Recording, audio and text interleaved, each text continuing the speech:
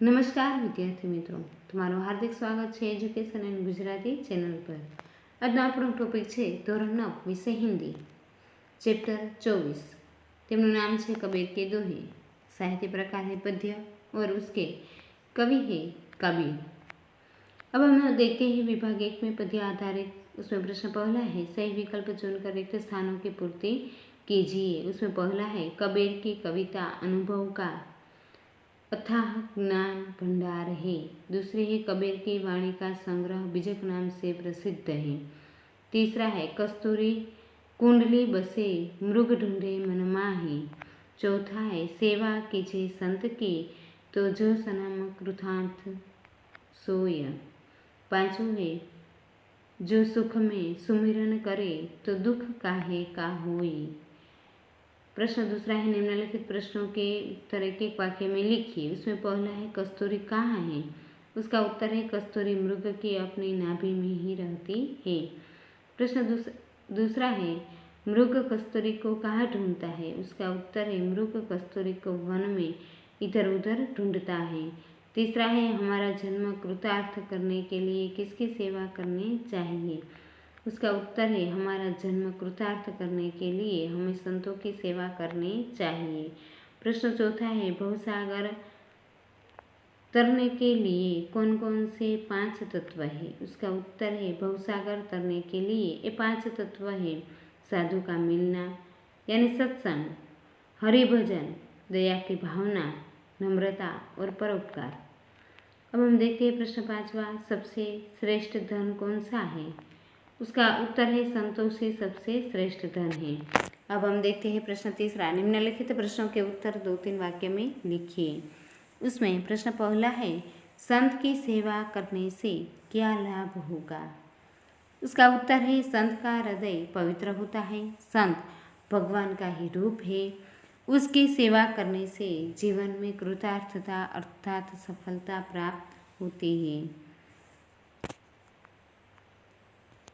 प्रश्न दूसरा है कबीर भगवान के स्मरण का क्या महत्व बताते हैं।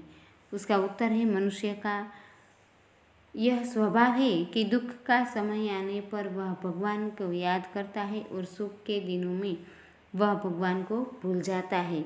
कबीर कहते हैं कि यदि सुख में भी हम भगवान को न भूलें तो हमारे जीवन में कभी दुख नहीं आएंगे। प्रश्न चौथा है निम्नलिखित प्रश्न के उत्तर 5-6 वाक्य में लिखिए। उसमें पहला है कस्तूर और मृग के उदाहरण द्वारा कबीर ने क्या संदेश दिया है। उसका उत्तर है कस्तूरी मृग के नाभि में रहती है पर मृग को इसका पता नहीं होता। वह उसे वन में यहाँ वहाँ ढूंढता फिरता है। कबीर कहते हैं कि संसार के लोगों की यही दशा है। परमात्मा उनके हृदय में निवास करता है पर वे अज्ञान के कारण इस सत्य को जान नहीं पाते। वे उसे पाने के लिए इधर उधर चक्कर लगाते रहते हैं। इस प्रकार कबीर कहते हैं कि मनुष्य को अपने हृदय में ही ईश्वर की खोज करनी चाहिए। प्रश्न दूसरा है कबीर सज्जन और दुर्जन में क्या अंतर बताते हैं। उसका उत्तर है कबीर कहते हैं कि सज्जन अच्छे लोगों से संबंध बनाकर उसे कायम रखता है। वे रूठते हैं तो भी उन्हें बार बार मनाकर संबंध को जोड़े रखता है। दुर्जन का व्यवहार इससे उल्टा है। जिसे मटके को जरा सा धक्का मारने पर वह फूट जाता है उसी तरह दुर्जन व्यक्ति रूठे हुए संबंध को पूरी तरह तोड़ने में संकोच नहीं करता। इस तरह सज्जन में जोड़ने और दुर्जन में तोड़ने की बुद्धि होती है।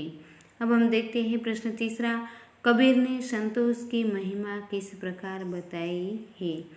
उसका उत्तर है कबीर कहते हैं कि मनुष्य को लालच की जाल में नहीं फंसना चाहिए। जो कुछ भगवान ने उसे दिया है उसी में संतुष्ट रहना चाहिए।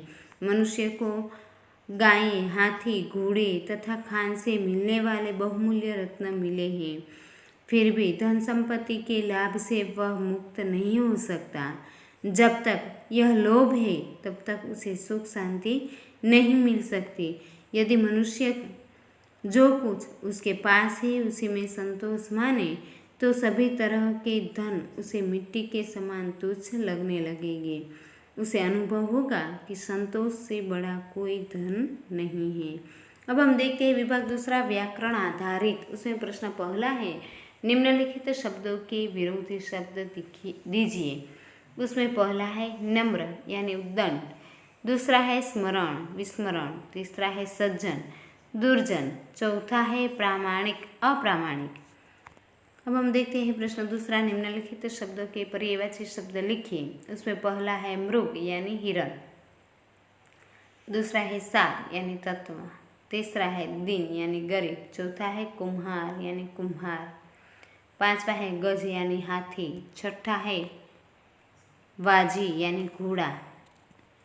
प्रश्न तीसरा है, निम्नलिखित शब्द समूह के लिए एक शब्द लिखिए। उसमें पहला है कि मृग नाभि से निकलने वाला सुगंधित पदार्थ कस्तूरी, दूसरा है जिसका कार्य सिद्ध हो चुका है कृतार्थ, तीसरा है आत्माओं में श्रेष्ठ परमात्मा, और चौथा है मुस्लिमों का इबादत करने का स्थान मस्जिद। प्रश्न चौथा है, निम्नलिखित शब्दों का संधि विग्रह करके लिखिए। उसमें पहला है अभ्युदय अभि प्लस उदय, दूसरा है बाह्याडंबर बाह्य प्लस आडंबर, तीसरा है कृतार्थ कृत प्लस अर्थ, चौथा है भावार्थ भाव प्लस अर्थ। अब हम देखते हैं प्रश्न पांचवा है, निम्नलिखित शब्दों के उपसर्ग पहचान कर लिखिए। उसमें पहला है निर्गुण निर प्लस गुण, दूसरा है संगति सम प्लस गति, तीसरा है व्यवहार वी प्लस अव्यवहार, चौथा है अभ्युदय अभि प्लस उदय, पांचवा है उद्दंड उत प्लस दंड, छठा है दुर्जन दुह यानी दूर प्लस जन। अब हम देखते हैं प्रश्न छठा, निम्नलिखित शब्द के प्रत्यय पहचान कर लिखिए। पहला है महत्व महत प्लस त्व, दूसरा है कुम्हारिन कुम्हार प्लस इन, तीसरा है साक्षात्कार साक्षात प्लस कार, चौथा है लोहारिन लोहार प्लस इन। थैंक यू विद्यार्थी मित्रों।